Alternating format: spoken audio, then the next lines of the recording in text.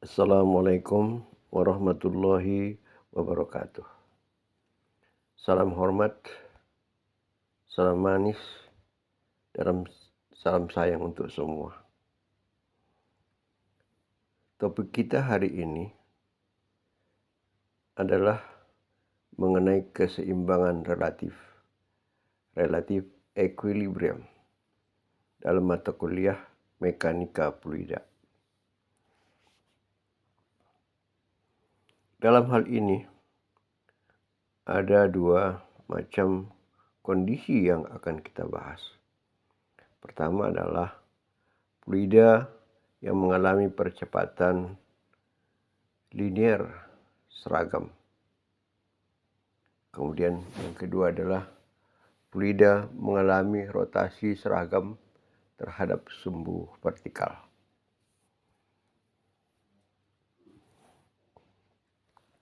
Pertama kita bahas dulu mengenai fluida yang mengalami percepatan linier seragam. Jika kita perhatikan air misalnya di dalam bejana dalam keadaan diam, artinya kecepatannya sama dengan 0, maka permukaan cairan atau air tersebut kelihatan mendatar atau rata. Misalnya di kolam yang tenang, maka permukaan kolam itu rata. Atau air di dalam panci yang diletakkan di atas meja, juga dalam keadaan diam, permukaannya rata. Begitu juga air minum yang ada di dalam gelas, apa itu teh manis, apa itu kopi, dalam keadaan diam, permukaannya adalah rata. Jadi kita dapat mengambil kesimpulan bahwa cairan yang berada di dalam bejana dalam keadaan diam mempunyai permukaan yang mendatar atau rata. Nah, sekarang kalau kita perhatikan, misalnya kalau kita naik pesawat ataupun naik kereta api, di mana sering tersedia minuman dalam gelas yang diletakkan pada meja di depan kita pada kereta api ataupun pada pesawat, dan berisi minuman hampir penuh. Dan kita lihat kalau pesawat bergerak dengan kecepatan yang konstan, begitu juga kereta api bergerak dengan kecepatan yang tetap, kecepatan yang konstan, maka permukaan daripada minuman yang ada di dalam gelas itu juga adalah rata. Jadi walaupun bergerak dia, asal kecepatannya konstan, tetap permukaannya itu mendatar atau rata. Jadi sama dengan yang tadi, kasus pertama, bejananya diam di atas meja. Ini sekarang tempat minuman itu bergerak, ya. Kereta api itu bergerak, pesawat terbang itu bergerak. Jadi otomatis tempat minuman itu ikut bergerak dengan kecepatan yang sama, konstan. Begitu ya. Jadi permukaannya adalah rata.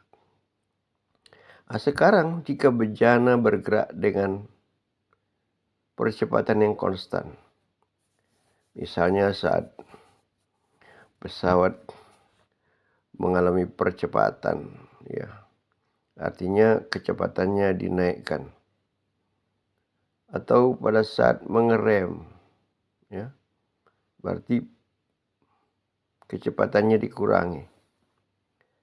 Jadi percepatan itu bisa positif, bisa negatif. Jadi kalau dia positif berarti arahnya sesuai dengan arah gerakan. Kalau dia negatif berarti berlawanan dengan arah gerakan. Nah, dalam hal ini kalau kita perhatikan dan saudara sendiri boleh buat eksperimen di rumah atau di laboratorium, bahwa kalau bejana itu bergerak dengan percepatan yang konstan, bukan dengan kecepatan yang konstan, dengan percepatan yang konstan, maka kita bisa melihat bahwa permukaan cairan itu akan miring, tidak lagi mendatar, miring. Kalau percepatannya positif ke kanan searah sumbu X, maka cairan yang berada di bagian belakang akan naik dan cairan yang berada di bagian depan akan turun. Itu artinya bahwa permukaan daripada tempat cairan itu berada, yaitu bagian dasarnya, akan mempunyai tekanan yang berbeda. Karena ketinggian cairan pada bagian dasar daripada cairan tersebut tidak sama. Di depan dia kecil, di belakang dia tinggi. Kalau percepatannya positif. Kalau percepatannya negatif, artinya memperlambat, ya, maka terjadi sebaliknya. Ya, misalnya di tangki, ngerem, maka nanti cairan yang berada di dalam tangki sebelah depan akan naik dan sebelah belakang akan turun. Maka tekanan dalam fluida pada kondisi seperti itu sangat tergantung pada kondisi di mana koordinatnya dinyatakan dengan P sama dengan fungsi X, Y, Z. P sama dengan fungsi X, Y, Z. Kita tahu bahwa suatu bejana misalnya akan mengalami percepatan sembarang. Ya, maka bisa kita uraikan percepatan itu dalam dua arah sumbu X dan arah sumbu Y. Jadi percepatan A sembarang arahnya sesuai dengan sudut yang kita kehendaki, maka nanti akan ada percepatan arah sumbu X atau AX dan percepatan arah sumbu Y atau Y, di mana nanti AX kuadrat tambah AY kuadrat sama dengan A kuadrat. Maka dalam hal ini dP per dx sama dengan minus gamma per G kali AX. dP per dy sama dengan minus gamma dalam kurung 1 tambah AY per G. Sedangkan dP per dz sama dengan 0. Maka kita akan dapatkan bahwa hasil akhirnya adalah sesudah kita selesaikan integralnya, P sama dengan P0 dikurang gamma kali dalam kurung AX per G kali X dikurang gamma dalam kurung 1 tambah AY per G tutup kurung kali Y. Atau dapat juga ditulis bahwa Y sama dengan minus AX per AY tambah G kali X tambah P dikurang P0 per gamma kali 1 tambah AY per G. Dan ini ternyata kalau kita gambarkan dalam grafik sumbu XY, kurvanya adalah linear. Karena dia merupakan fungsi X pangkat 1. Y sama dengan AX tambah B. Sehingga slope atau tangennya adalah tangen yang dibentuk oleh sudut kemiringan daripada garis permukaan sesudah mengalami percepatan linear tersebut. Tangens alfa sama dengan minus AX per AY tambah G. Tangens alfa sama dengan minus AX dibagi dalam kurung AY tambah G. Alfa adalah sudut yang dibentuk oleh kemiringan permukaan cairan dengan bidang mendatar atau dengan permukaan cairan mula-mula. Kita tahu bahwa permukaan cairan mula-mula ada mendatar. Kemudian setelah mengalami percepatan, misalnya arah sumbu X, jadi ada AX-nya, maka nanti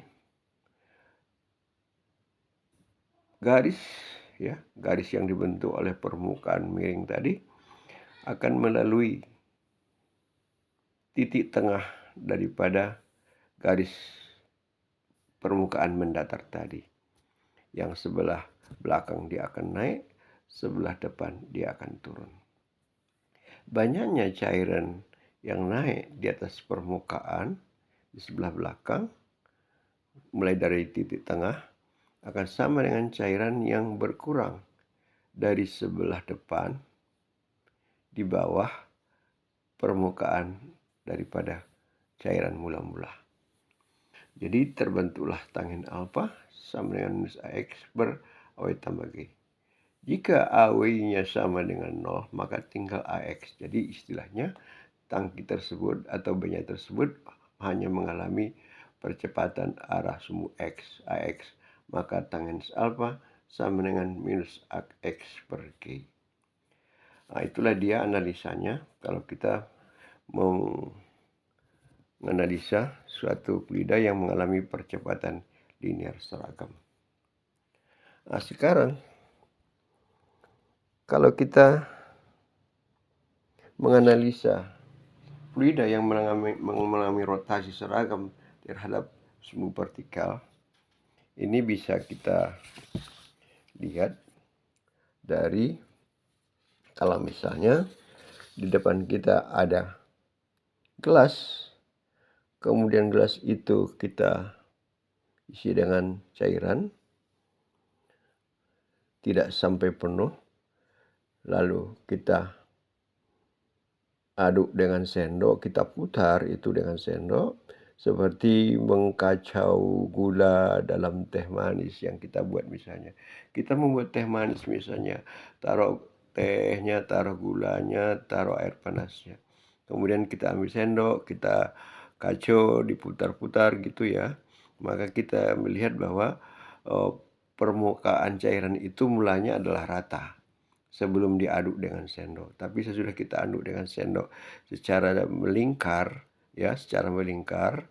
maka nanti permukaan cairan itu nanti di pinggir akan naik, di pinggir gelas akan naik. Sedangkan pada pusat daripada gelas itu akan turun, akan turun ke bawah dia, jadi lebih rendah.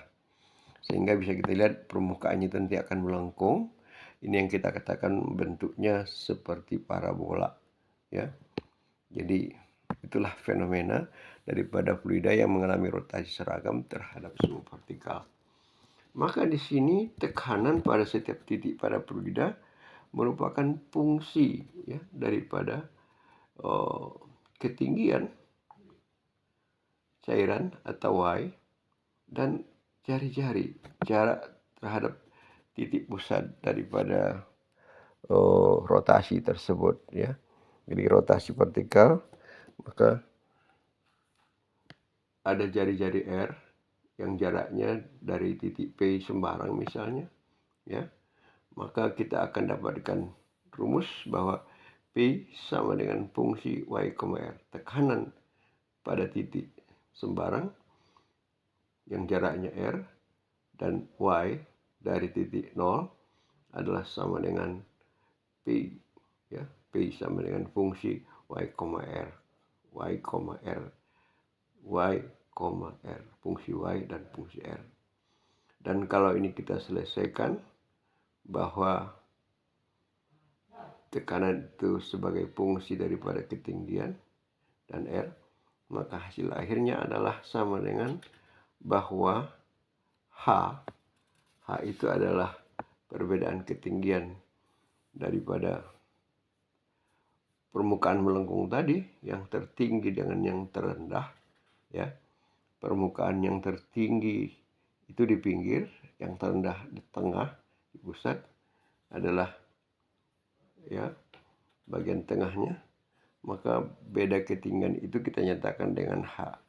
Jadi H itu sama dengan Pi per gamma sama dengan omega kuadrat R kuadrat per 2G. H sama dengan omega kuadrat R kuadrat per 2G. Omega adalah kecepatan sudut daripada fluida yang kita buat berotasi. R adalah jari-jari atau jarak daripada suatu titik terhadap sumbu rotasi. Dan G adalah gravitasi. Jadi dengan demikian kita akan bisa menghitung besarnya perbedaan daripada tekanan pada cairan yang mengalami rotasi seragam terhadap sumbu partikal.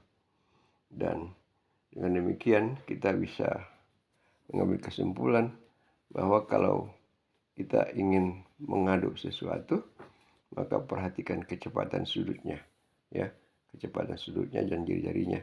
Dan dari situ nanti kita akan bisa lihat apakah air itu naiknya seberapa, cairannya naik sampai mana, apakah sampai pinggir daripada drum. Jadi kalau kecepatannya terlalu besar, maka nanti cairannya akan melewati drum sehingga tumpah. Jadi dalam mendesain itu kita harus tentukan berapa kecepatan sudut yang ideal sehingga cairan di dalam drum ataupun di dalam bejana yang berbentuk drum tersebut tidak sampai tumpah. Begitu juga cairan yang berada ya di dalam tangki mobil, tangki minyak misalnya, tidak sampai tumpah, ya, sehingga kita tahu berapa ketinggian daripada cairan yang berada di bagian belakang. Demikian kira-kira mengenai materi kuliah kita hari ini, ya. Jadi nanti dari buku bisa lihat contoh-contoh soal, yaitu di buku karangan Victor Elstreiter, Fluid Mechanics atau Mekanika Fluida, dan ini ada terjemahannya. Sekian dan terima kasih. Billahi taufiq wal hidayah. Wassalamualaikum warahmatullahi wabarakatuh. Salam hangat, salam hormat, dan salam manis. Terima kasih. Jangan lupa subscribe.